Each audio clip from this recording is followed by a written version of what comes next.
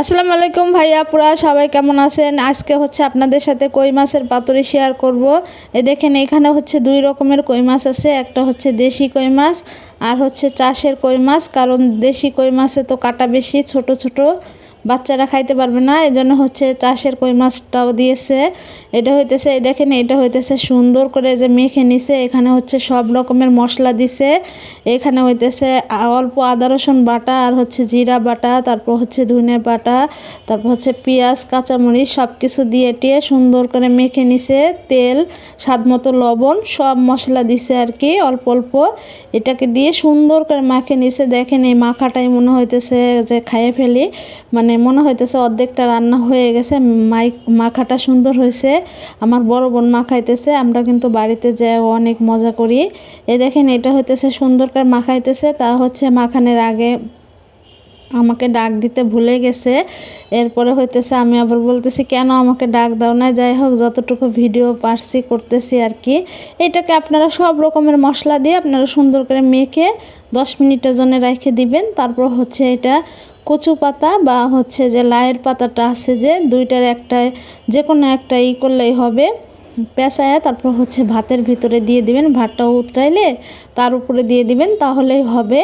এই দেখেন মাছগুলো হচ্ছে আগে থেকে আমি বলছি যে অন্য একটা মানে প্লেটে উঠায় রাখো, নাহলে তো মাছগুলো ভেঙে যাবে। কারণ মাছগুলো অনেক সিদ্ধ হয়ে গেছে, আপনারা দেখতেই পারতেছেন। আর হচ্ছে দেশি কই মাছগুলো হচ্ছে ছোট ছোট, কিন্তু খাইতে কিন্তু অনেক মজা।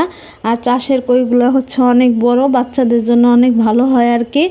এখন এই দেখেন সুন্দর করে উঠাই নিতেছে। আর হইতেছে এই মানে পাতাটা আবার ভর্তা করে নিবে নিচে সুন্দর করে। আর হইতেছে যে যাই হোক, এই দেখেন মাছগুলা কি সুন্দর আর এত টেস্ট হয়েছিল, মানে মন ভরে কয়টা ভাত খাওয়া গেছে আর কি। এরকম তরকারি থাকলে বা এরকম মাছের পাতুরি বা ভর্তা ভাজি এগুলা দিয়ে কিন্তু ভাত বেশি করে খাওয়া যায় এমনি তরকারির থেকে। আর ভাতটার কালার এরকম হয়েছে কেন আমি সেটা বলে দিচ্ছি। এটা হইতেছে যে তেল দিয়ে চাউলটা ভালো করে ভেজে তারপরে পানি দিয়ে দিছিল, তারপর উতরাইছে। তারপর হচ্ছে যে এই মাছের যে মানে শাক দিয়ে বেঁধে রাখছিল ওইটা হচ্ছে উতরানোর পরে, ভাতটা উতরানোর পরে ওইটা দিয়ে দিছে আর কি। তা এত সুন্দর দুপুরে খাওয়া দাওয়া করে বিকালে আবার ছাদে গেছিলাম। দেখেন আমাদের ছাদ থেকে বাড়িটা কি সুন্দর দেখা যায়। আর হইতেছে এখানে কিন্তু অনেক সুন্দর, মানে এখানে যে সাইডে হচ্ছে পেয়ারা গাছ, তারপর হচ্ছে কাপড় চোপড় নাড়া আছে। ওই যে ওই পাশে আমার আর এক চাচা ঘর উঠাইছে আর কি। এই দেখেন এখানে হইতেছে যে এই সামনেও কিন্তু নামা যায়, কিন্তু অতটা নামি না আমরা সবসময়।